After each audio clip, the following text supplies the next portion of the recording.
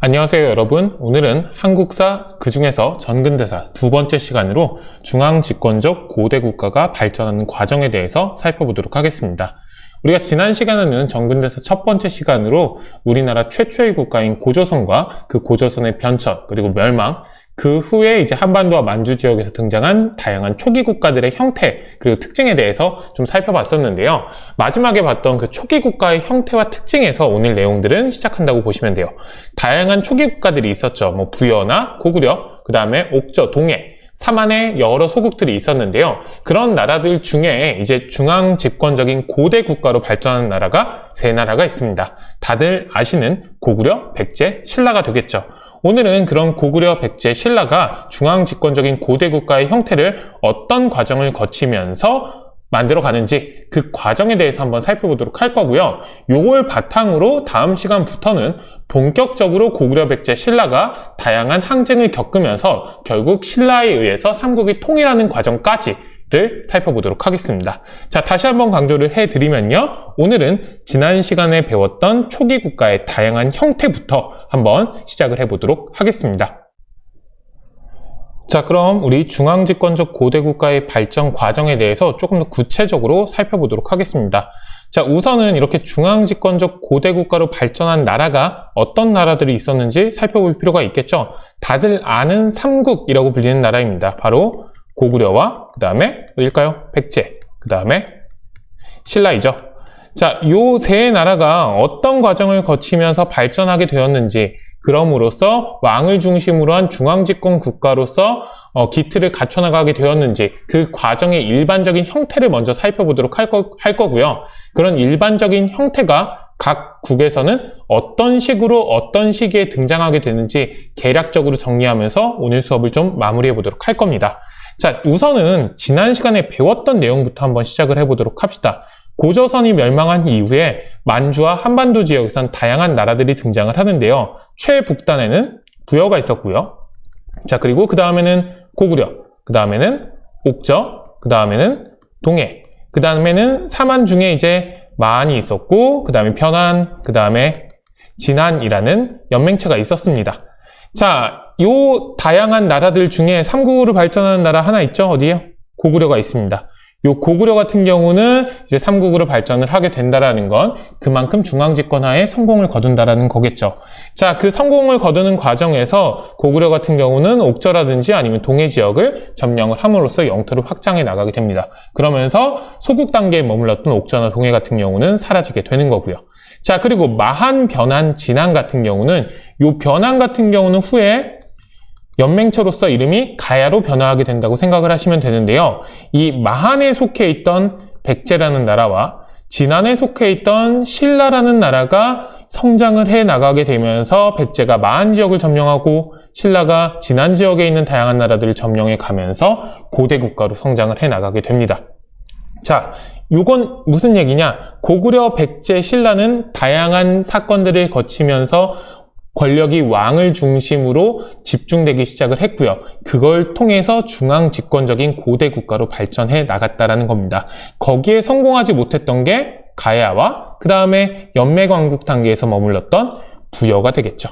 그러니까 부여랑 고구려를 비교를 해보면 어떻게 보면 개념이 잡힐 거예요. 부여랑 고구려 같은 경우는 여기 지금 그림에 나오듯이 각 부에, 각 지방에 어떻게 보면 유력자가 다스리고 있던 지역을 부라고 했거든요. 각 부의 지배자들 중에 가장 힘이 센 사람이 왕으로 등극해서 이 부의 연맹체를 이끌던 단계에서 시작이 돼요. 부여나 고구려 같은 경우는. 자, 그런데 그 과정에서 부여 같은 경우는 이 연맹체 단계를 극복하지 못하고 멸망을 한 거고요. 이 연맹체 단계를 극복함으로써 왕이 다른 세력들을 완전히 제압하고 초월적인 존재로 성장하게 되면서 권력이 전부 중앙으로 집권하는 지배체제가 만들어지는 데까지 성장했던 게 바로 고구려입니다. 그리고 마한 지역에선 백제, 진한 지역에서는 신라가 그런데 성공을 했던 거죠. 자, 이 과정에서 어떤 일이 있었는지 오늘 살펴보는 거예요. 그러니까 원래는 여러 지배자들, 부의 지배자들이 각 부에서 어느 정도의 독자성을 분명히 갖고 있었거든요. 근데 이 독자성을 점점 잃음으로써 왕은 더욱더 초월적인 힘을 갖게 되고 기존의 독자성을 갖고 있던 부의 지배자들은 왕 밑에 귀족으로 편입되기 시작한다는 겁니다. 자기의 지역을 버리고 중앙으로 이주함으로써.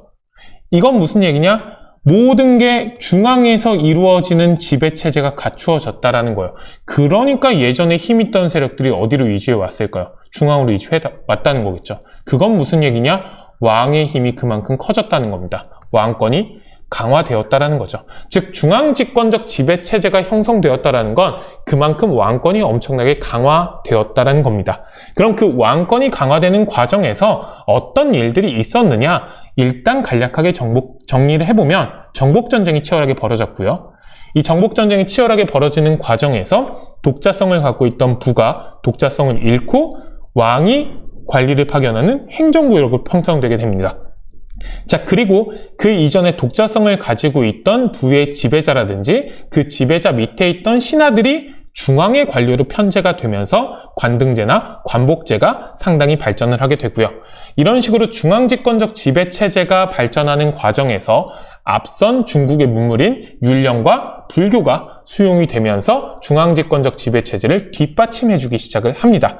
요걸 통해서 점점 또 다르게 얘기하면 왕권이 강화되면서 중앙집권적 지배체제가 만들어지고요. 그걸 통해 고대 국가가 성장하게 된다는 겁니다. 고구려, 백제, 신라라는. 자, 중요한 건 처음에는 힘이 그렇게 강하지 않았던 왕이 어떤 형태로 국가를 운영했는지 살펴보실 필요가 있고요. 자, 그리고 중앙의 모든 권력이 집중된 이후에 왕의 역할은 어떻게 변화되었는지 살펴볼 필요가 있는 겁니다. 자, 그럼 그걸 구체적으로 살펴보도록 합시다. 자, 여기 보시면요. 제목이 두 가지가 있습니다. 삼국 초기 각 부가 모여 국가 중대사를 결정하다. 이거는 왕의 권한이 아직 그렇게 세지 않았을 때, 즉 고구려, 백제, 신라가 아직 크게 성장하지 못하고 초기 형태를 가졌던 연맹체 단계였을 때에 대한 설명인 거고요. 자, 여기 보면 중앙집권적 지배체제가 갖추어지다라는 건 왕권이 강해지면서 부의 지배자들이 독자성을 잃고 중앙으로 이주해 들어와서 중앙의 모든 권력이 집중되어서 그걸 왕이 독점하는 형태가 되었을 때 어떤 식으로 통치가 이루어졌는지 요 밑에 부분에서 정리가 되어 있습니다. 즉 1번에서 2번으로 발전하는 과정에서 성공한 나라들이 고구려, 백제, 신라였던 거겠죠.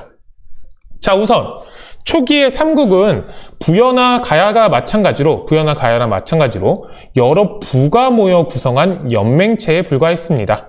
이 연맹체라는 건 각 부의 지배자들이 그냥 손을 잡고 같이 통치를 하자라는 데 합의했다는 정도라고 생각하시면 돼요.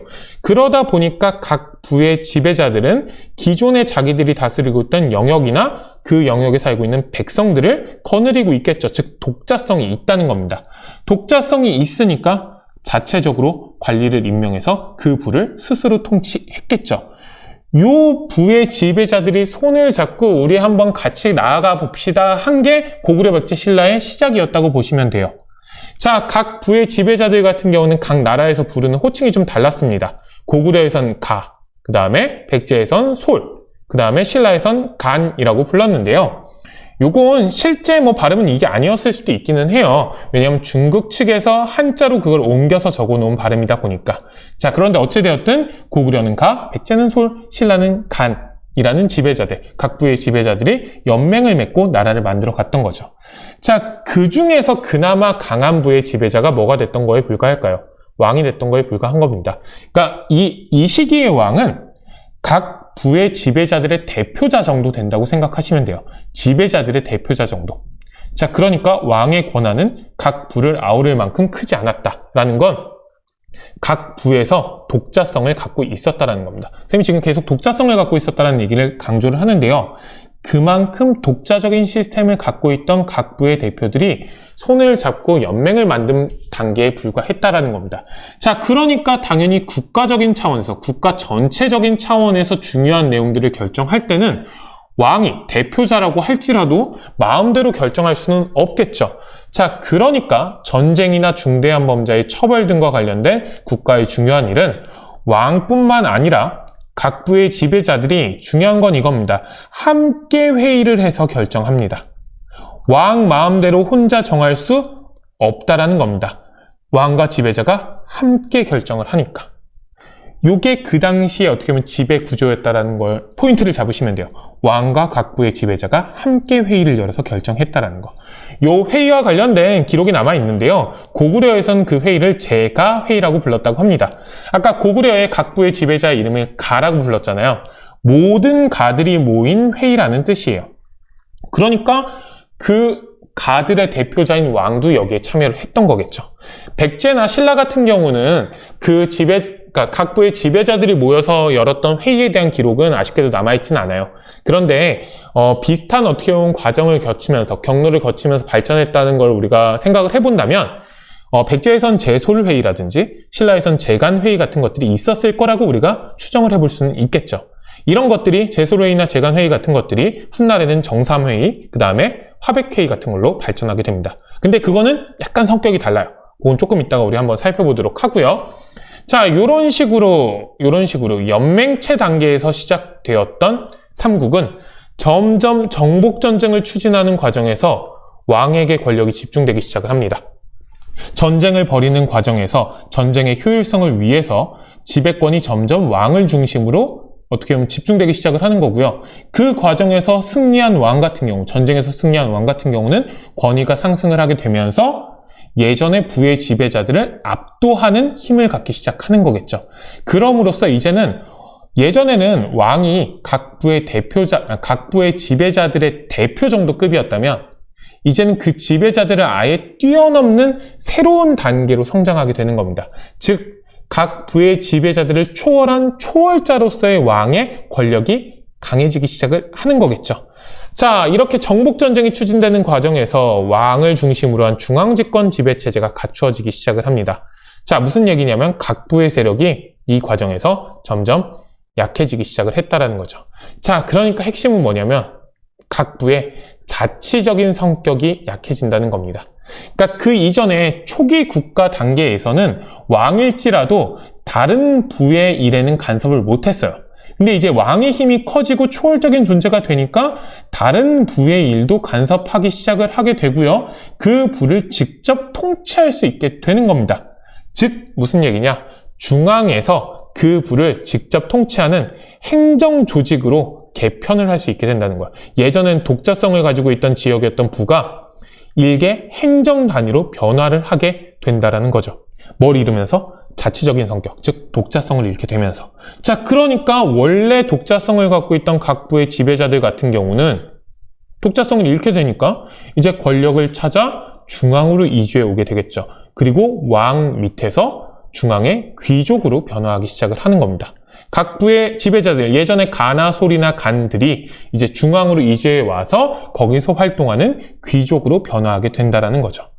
자, 그러니까 그 과정에서 원래 각 부에 속했던 관리들도 중앙으로 이주해 와서 왕 밑에서 이제 관리 역할을 하게 될 텐데요. 기존의 왕 밑에서 관리의 역할을 하던 사람들하고 부에서 관리 역할을 하던 사람들하고 급이 좀 다를 수밖에 없겠죠. 그러니까 이런 위계 서열을 잘 정리를 해야지만 국가 체제를 안정적으로 이끌어 나갈 수 있게 됩니다. 자, 그러다 보니까 이런 중앙 집권적 지배 체제가 갖추어 나가는 과정에서 새로운 제도가 등장합니다. 그게 뭐냐면 관등제예요. 관리에 뭘 매겨주는 걸까요? 등급을 매겨주는 제도가 생기게 되는 거죠. 자, 그리고 관리에 등급을 매겨줬으면 그걸 보여줘야 되죠. 복장을 통해서 그걸 구분해주는 관복제도 동시에 시행이 됩니다. 일반적으로. 그러니까 관등에 따라서 입는 옷 색깔을 구분을 해주는 거겠죠. 자, 요걸 통해서 이제 모든 게 다 왕을 중심으로 한 지배체제가 갖춰지는 거죠. 왕이 이제 귀족들을 지배하는 형태가 되고요. 이 귀족들 밑에 다양한 일반 관료들이 또 역할들을 하게 되는 거겠죠. 물론 귀족들이 또 이제 관료 역할을 하기도 하는 거고요. 이런 체계적인 중앙집권적 지배질서 체제가 갖춰지면서 고구려, 백제, 신라가 점점 더 강하게 발전할 수 있었던 겁니다. 자, 그런데 이 과정에서 한 가지 주목을 좀 해볼 게 뭐가 있냐면요. 당시에는 좀 독특한 신분제도가 있었어요. 그 대표적인 사례가 바로 신라의 골품제인데요. 이 골품제 같은 경우는 요거예요. 골이라는 신분이 있고 두품이라는 신분이 있었다라는 거예요. 이 골 같은 경우는 성골이 있었고요. 그 다음에 진골이 있었고 두품 같은 경우는 6에서 1두품까지 있었습니다. 와, 되게 복잡한 지배체제, 그러니까 신분체제가 있었구나 라고 생각해 볼 필요가 있는데요. 여기서 더 중요한 건 뭐냐면 요 지배체제가 지배층 한정이었다는 겁니다. 그러니까 여기에 속하는 사람들은 전부 다 지배층이었던 거예요. 이 지배층과 구분되는 피지배층 같은 경우는 아예 여기에 속할 수도 없었던 거겠죠. 그러니까 무슨 얘기냐면 고대 국가에서는 상당히 강력한, 상당히 어떻게 보면 폐쇄적인 신분제도가 운영되고 있었다라는 겁니다. 근데 이 신분제도 같은 경우는 당연한 거지만 구분을 지어주는 거잖아요. 그러다 보니까 각 신분별로 진출할 수 있는 관직의 상한설이라든지 아니면 입을 수 있는 복색의 특징이라든지 아니면 집의 건물 크기 같은 것들이 세세하게 규정이 되어 있었습니다. 그 대표적인 사례가 신라의 뭐였다? 골품 제도였다라는 거. 요 신분제, 지배층 한증의 신분제라는 게 있었고 그런 것들이 관등제나 아니면 그 당시에 생활상과도 상당히 밀접하게 연관되어 있었다는 거 좀 기억을 해주실 필요가 있고요. 아쉽게도 백제나 고구려에서는 이런 골품제와 같은 내용들이 구체적으로 등장하진 않아요. 그런데 그 당시 시대상을 좀 살펴보면 이런 골품제와 비슷한 신분제도, 즉 지배층 한정의 신분제가 있었을 거라고 우리가 추정을 하기는 합니다. 이런 거 골품제는 조금 기억을 해주실 필요가 있고요. 자, 그럼 이렇게 중앙집권적 지배체제가 갖춰진 이후에 삼국의 통치 구조는 어떻게 변화하는지 좀 살펴보도록 할 겁니다. 자, 그전에는 왕이 각 부의 지배층 중에 대표자에 불과했어요. 그러니까 중요한 결정은 왕 마음대로 혼자 못하죠. 그러니까 모든 지배자들이 모여가지고 회의를 통해서 결정했습니다. 그 회의에 어떻게 보면 주재자가 왕이었던 거죠. 자, 그런데 왕은 이제 이 각 부의 지배자의 후예였던 귀족들보다는 훨씬 한 단계 윈 레벨이 된 거예요. 초월적인 존재. 그러니까 이제 귀족들하고는 급이 아예 다르다고요. 그러니까 귀족들이 하고 있는 회의에 왕이 참여를 하지 않겠죠. 왜냐하면 급이 다르니까요. 자, 회의 제도에 상당히 큰 변화가 이루어집니다. 자, 보시면요. 중앙집권적 지배체제가 갖춰지며 삼국 초기부터 실시되었던 회의 제도도 뭐하게 된다? 변화하게 됩니다. 왕이 귀족 회의에 참여를 안 하는 거예요. 그럼 이 귀족들 중에 따로 또 대표를 뽑아서 회의를 주재하도록 해야겠죠. 그러는 관리를 누가 임명한다? 왕이 임명할 수 있게 되는 겁니다. 왕은 귀족과 완전히 뭐하게 된 걸까요? 구분된 거죠. 완전히 초월적인 존재로서 강력한 힘을 행사할 수 있게 되는 겁니다. 자, 그러니까 회의에서 결정된 모든 사항은 결국엔 최종적으로는 누구의 재가를 받아야 할까요? 왕의 재가를 받아야 하게 되는 거겠죠. 왕에게 모든 권력이 집중되었다는 걸 보여주는 대표적인 현상입니다. 자, 이 과정에서 귀족 회의를 주재하는 관료가 임명이 되는데요. 고구려에서는 대대로라는 관료가, 백제에서는 상좌평, 그 다음에 신라에서는 상대 등이 출연하게 됩니다. 즉 대대로나 상좌평, 상대 등 같은 관직이 출연한다라는 건 왕의 권한이 그만큼 강해졌다는 걸 보여주는 거겠죠. 자, 이렇게 삼국이 중앙집권적 지배체로 나아가는 과정에서 중국과의 교류도 활성화되게 되는데요. 이 중국과의 교류 과정에서 선진 문물이 들어오면서 이런 중앙집권적 지배체제를 더욱더 강화시키는 데 큰 역할을 합니다. 그 대표적인 사례가 바로 율령입니다. 그러니까 이 율령은 뭐라고 생각하시면 되냐면요. 중앙에서 규정한 일원화된 법령이라고 생각하시면 돼요. 무슨 얘기냐? 그 이전에 각 부에서 독자성을 갖고 있을 때는 그 부에만 적용되는 별도의 법들이 있었을 거예요. 자, 그런데 이 부에서 독자성을 잃으면 그 부에만 적용되던 법령 같은 경우는 쓸모가 없어지죠. 왕이 명령을 내려가지고 그걸 통해서 만들어진 법령이 중요해지는 겁니다. 이걸 정비할 필요가 있었는데요. 이걸 정비하는 과정에서 중국에서 만들어졌던 율령이라는 형태의 법령이 들어오게 되고요. 그 율령을 기반으로 각국에서도 중앙 집권화된 법을 만들어서 전국적으로 그걸 시행하도록 하게 하는 겁니다. 그걸 통해 국왕의 힘을 키워나갔던 거죠. 자, 이게 고구려에서는 소수리망 때, 신라에서는 법흥왕 때 즈음에 이제 반포가 되는데요. 백제 같은 경우는 이거보다 조금 더 이르게 아마 반포되었을 거라는 게 보통 일반적인 추정인데, 아쉽게도 백제 같은 경우는 구체적으로 어느 왕 때 이게 반포되었다, 시행되었다는 내용이 없다 보니까 이렇게 애매하게 표현하기는 합니다. 자, 한 가지 더 중국과의 교류를 통해서 또 불교가 수용되는데요. 이 불교의 수용도 상당히 왕권을 뒷받침하는데 큰 역할을 합니다. 왜냐? 기본적으로 각 부의 독자성이 사라졌잖아요. 그럼 그 각 부에서 원래 자체적으로 믿고 있던 신앙을 따로따로 믿는 것보다는 하나의 체계화된 신앙을 갖추는 게 되게 중요한 겁니다. 자, 그런 체계화된 신앙으로서 상당히 매력적이었던 게 그 당시 중국을 통해서 들어왔던 불교인 거죠. 이 불교를 왕이 직접 어떻게 보면 적극적으로 수용을 하고 귀족들에게 이 불교를 강요를 함으로써, 받아들이게 함으로써 불교를 중심으로 국가 전체를 통합하는 데 활용을 했던 겁니다. 특히 이 불교 같은 경우는 왕권을 옹호하는 어떻게 보면 사상이 내재되어 있던 측면이 좀 있어요. 불교에서는 부처가 상당히 중요하죠. 부처는 초월적인 존재로서 깨달음을 얻은 존재예요. 인간을 벗어난 존재, 해탈한 존재. 자, 이 부처가 초월적인 존재로서 상당히 큰 의미를 갖다 보니까 이 부처를 현실에서는 왕과 비슷한 존재로 여기는 사상이 발전하게 됩니다. 불교 내부의 어떻게 보면 교리 발전 과정에서. 자, 그러다 보니까 이 사상을 뭐라고 하냐면요. 왕이 곧, 즉, 부처다라 그래서 왕즉불 사상이라고 하는데요. 이 왕즉불 사상이 왕 입장에서 엄청나게 매력적이었던 거예요. 그러니까 이런 불교를 수용을 왕실 차원에서 적극적으로 하고 전국적으로 이걸 확산시키는 과정에서 왕권은 더욱더 강해질 수 있었던 거죠. 이런 요소들도 왕권을 강화시키고 고대 국가들이 발전하는 데 상당히 큰 어떻게 보면 역할을 했다라는 거 기억을 좀 해두실 필요가 있고요. 자, 이런 거에 성공했던 세 나라가 어디였냐? 여기 다시 한번 강조하지만 바로 고구려와 백제 그리고 신라입니다. 자, 그럼 지금까지 살펴본 중앙집권적 지배체제가 등장하게 되는 일반적인 경로를 바탕으로 삼국에서는 고구려, 백제, 신라에서는 실제로는 어떤 일들이 언제쯤 일어났었는지 체크를 해가면서 우리가 마무리를 해보도록 할 겁니다. 우선은 각국이 건국되는 상황들을 좀 살펴볼 텐데요. 이 건국의 시점에서 우리가 눈여겨볼 건 그 건국이 처음부터 왕이 모든 권력을 장악하고 중앙집권적인 국가 형태로 등장했다는 게 아니라 그 이전에 여러 부의 지배자들이 연맹하는 형태로 국가가 탄생했다는 걸 우리가 각국의 건국 신화를 통해서 또 살펴볼 수가 있습니다. 그러니까 그 건국 과정에 대해서는 선생님 구체적으로 설명하지는 않을 텐데요. 고구려라든지 백제 같은 경우는 특히 다른 지역에서 이주해온 세력과 그 지역에서 원래 살던 세력들이 연합을 해가지고 나라를 세웠다는 내용들이 나오거든요. 그게 바로 초기에 연맹체 형태로 국가가 형성되는 걸 보여주는 대표적인 사례가 되는 겁니다. 자, 예를 들어서 주몽 같은 경우는, 고구려에서는 주몽 같은 경우는 어디로 왔죠? 부여에서 왔죠.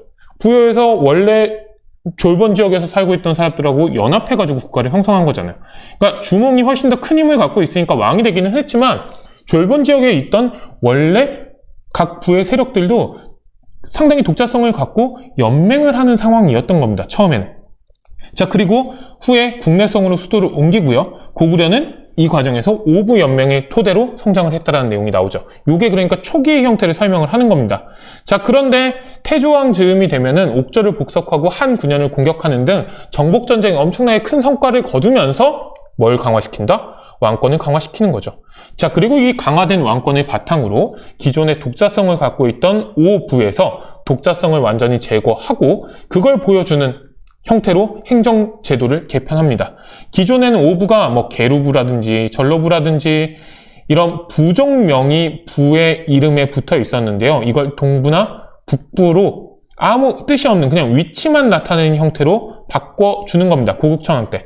방위를 나타내는 형태로 명칭을 개편하는 거예요. 그건 무슨 얘기냐? 기존의 독자성 대신에 행정적인 어떻게 보면 위치를 표시를 함으로써 행정으로서 이 지역을 관할하겠다라는 걸 보여주는 선언이라고 볼 수 있습니다. 왕권이 강해졌다는 걸 또 확인할 수 있는 거고요.